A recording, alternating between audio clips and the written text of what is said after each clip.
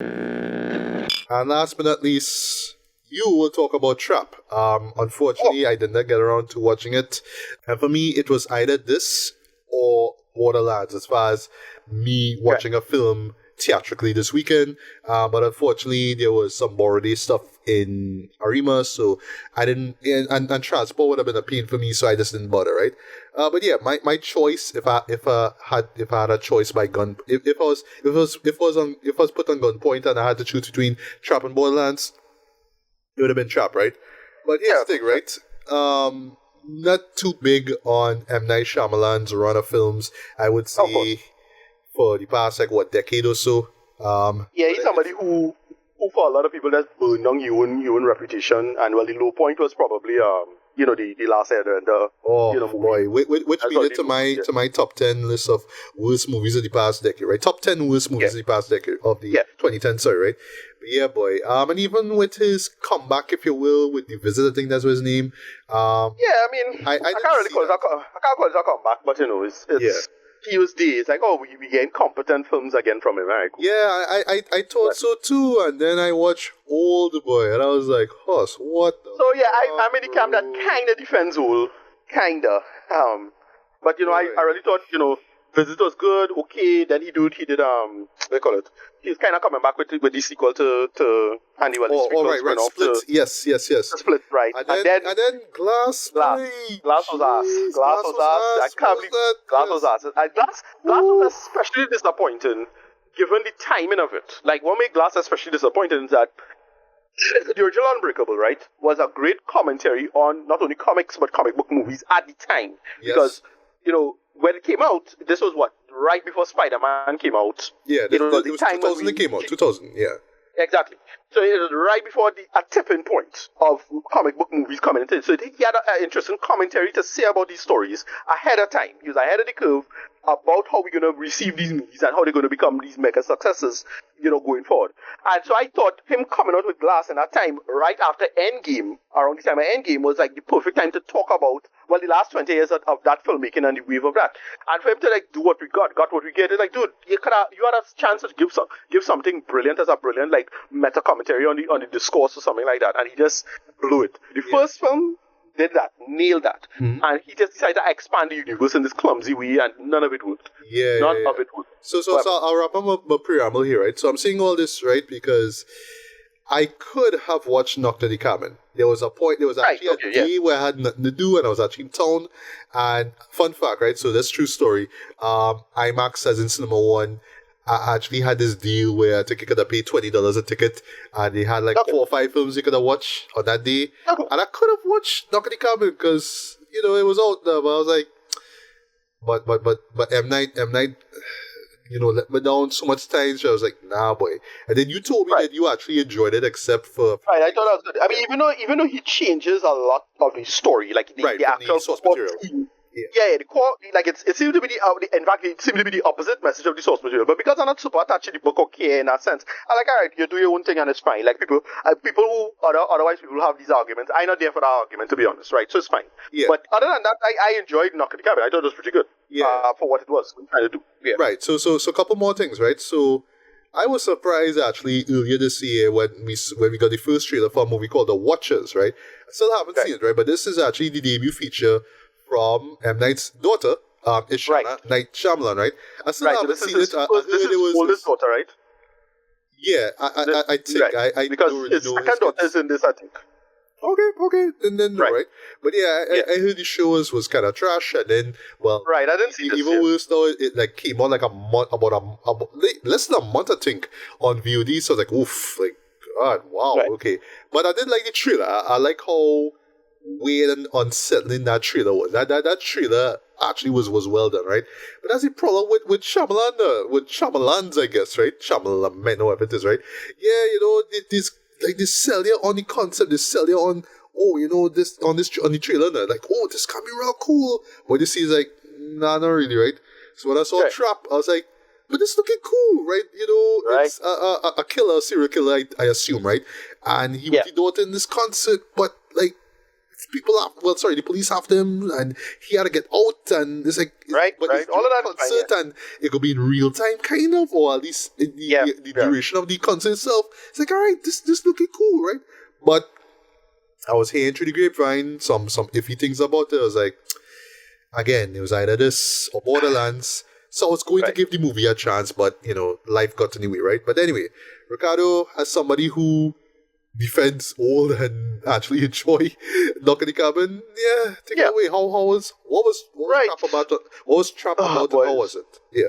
Yeah, so I don't know what it is with M. Night, but this dude is just like, he have a disease in his brain that is just make him like deliberately fuck up your own movies, Dread.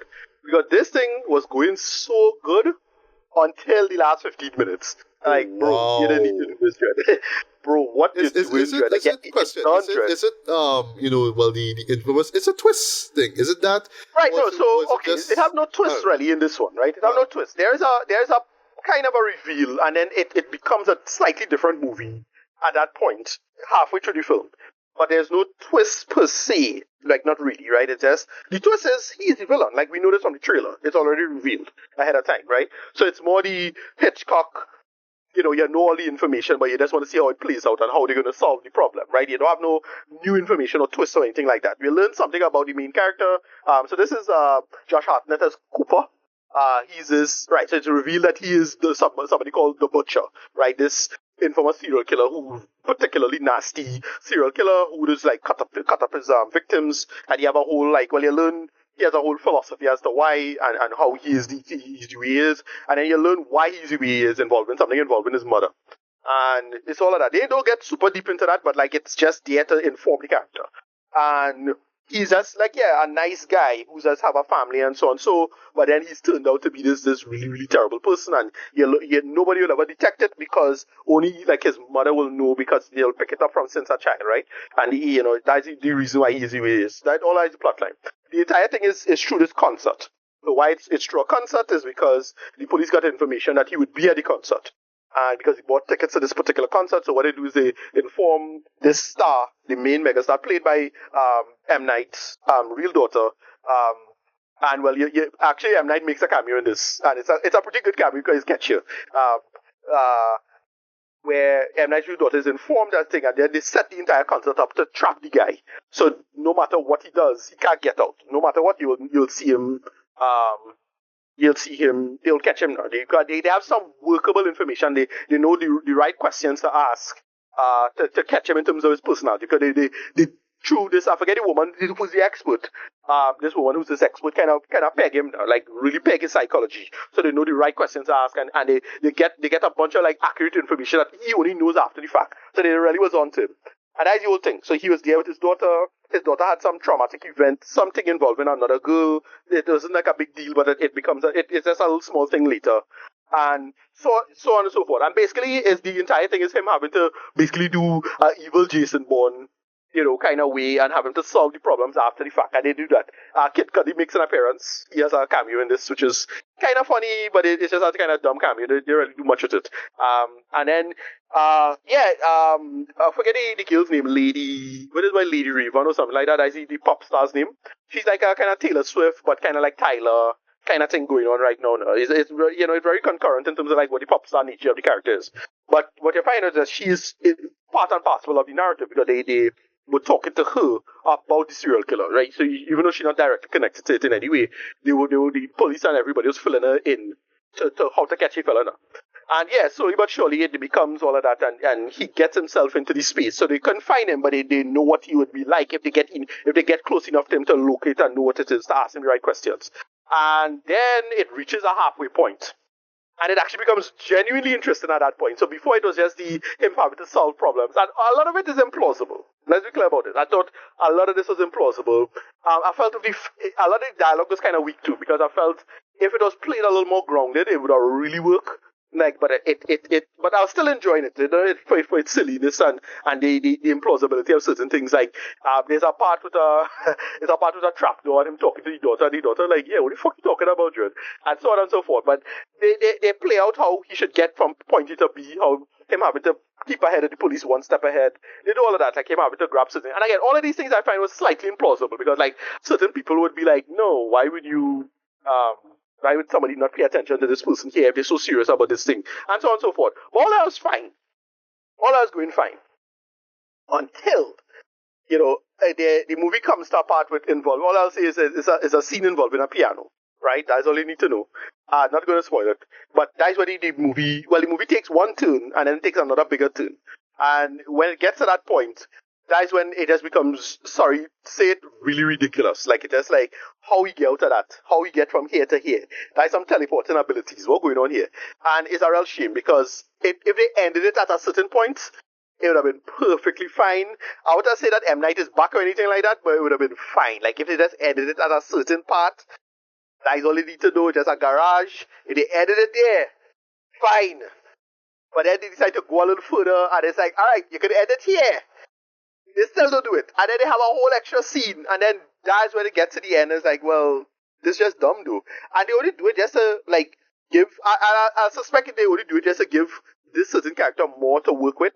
So Alison Pill is in this as his wife, and she's, well, a lot more relevant to the plot line than we give it credit for. And I felt they could have cut that shit out. Sorry to say it. If they cut out, it would have worked. Like, I felt it would have worked. But, like, they had to give, like, I don't know, if Alison Pill has something, she contract to make sure that she get a big acting scene moment to do that. And that is why, they do this. Because that's what it really felt like, in my humble opinion. To me, the story could have been tightened up. They could have cut a lot of the stuff, trim the fat, and it would have worked a little better. You know what this remind me of a little bit? A Cure for Wellness. I haven't seen that since, 2015 when it dropped? 2017, I think. Or it's like that. It's one of these movies that you end it here, just tweak this a little bit, get rid of that part, and then focus. And, just a handful of tweaks would make this so much better. And yeah, it's a shame that he couldn't, like, punch this up and make this work, because it was going good, and he felt like, discipline, nice, simple, thriller / intrigue scenario, real Hitchcock thing, because, you as the audience know everything, but they don't know, and it's him having to piece together and make sense of it, and him having, you've seen him solving problems in real time to get from point A to point B, and how to get himself out there, like it has something involving his daughter having to get backstage, and that is a whole great moment, and so on and so forth. And it's a real damn shame that he couldn't, like, stick the landing with this, because the ending is so stupid and does not work, in my opinion. And I get why they did it, but it is just totally unnecessary. It reminds me of another thing. It reminds me of The Last of Us Part 2. Like, Last of Us Part 2 could have ended at a perfect place, and then they decided to have a whole extra section. It's like, all of that is nonsense, and makes the rest of the movie nonsense. Is that it really feel like that? Like, dude, end it here, and it could have worked. Rating, yeah. If they ended it right there, the movie would get like a high 7, close to 8. But just that bullshit they decided to do at the end and just drop it a couple of points to me. So yeah, rating as it is. Yeah, I'm going to give it like a 5 out of 10, closer to a 6. But if it wasn't for the ending, it would have get like an easy 8. Easy 8. Like, it would have been like a solid thriller on its own. And not perfect. Even up to that point, it was not perfect, eh? Had a bunch of little logical leaps at it, but you're willing to forgive it. I was more than willing to forgive that stuff, given the nature of the story. And John Hartnett is great. M. Night's daughter is great too, because she becomes very relevant later on, in the narrative and what she does. But, it just feels like a not so subtle ad for the daughter. Like, hey, look, my daughter could sing. Like, they really feel like that. And my daughter could act. And she was good. I thought she was a pretty good actress. Stream a new EP when it comes on Spotify or something. Right, and so on and so forth, right? Yeah, but she I thought she was pretty good. I thought she was, all things considered, she's pretty good. And her bouncing off of Josh Hartnett is quite good. Like, the last time I see Josh Hartnett was in Oppenheimer, right? And I thought he was great in that. I can't remember seeing him any time before that. So like, we have a Josh Hartnett, Hartnett Sans or whatever it is, right? Yeah. But yeah, it's a real damn shame, Judd. It's a real damn shame that this man just couldn't have the self-control to just cut an any movie where it could have ended. And that was just, because what he added at the end, that last piece is rubbish. Like, I'm sorry to say it. It don't work. I get why he did it, but it's not nowhere near as interesting as he said it is. And I felt with just a little more restraint or a few editing and reshoots, they could have really like cut that down and then have it be implied or explained later and after the fact.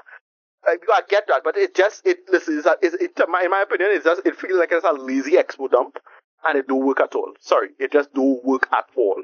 Right? The story ended. That was it, and they come to just do that bullshit in the ending. total rubbish. I hated it. I personally hated it. I'm sure it might have somebody who will like this last sequence, maybe, but it don't work at all. Like, I don't think it works at all, like, to be honest. But yeah, and it totally pulled down the movie. It's a real damn shame. Yeah, 5 out of 10. It is a real shame, because that just kind of pissed me off and sour me. Because, like, dude, it was right fucking there. Right there. You're right there. And he decided to do that nonsense shit. I kind of hated it. See, this is the kind of shit that that M. Night is lose people with. However. No, right. you actually make me want to see it, right? At home. Yeah, that's the thing. Don't spoil it or anything like that. Because it's good, you know. Yeah. It's good, It's good until a point. And you'll know exactly. Well, it have a second point too. It's like, well, you're going a little too far here, but, like, you can edit here too, though. But then he decided to do this last piece, and, like, Dread, what the fuck, Dread? Like, are you serious? It really pissed me off. Oh boy, M. Night does it again. Hey, but yeah, look, it's not the worst thing ever. And I would have liked this. I was thinking I gotta like this more than Old or something like that. It was going good, you know. And then that last piece of bullshit, bro. It's like, oh, fucking hell, bro. You serious? Nah, boy. But I actually want to see it just to see how bad that ended is. That's how much of a sucker to pain like, I it's am. not. You know, listen, it's one of those things that could have worked. It's one of those things that could have worked as a more interesting twist if you rewrite the film. Because, like, what happens is that he write like 2 or 3 different endings, and he, like, wanted to use all the endings. They're like, bro, pick one. You had to pick one. Whatever. Moving on. Moving on.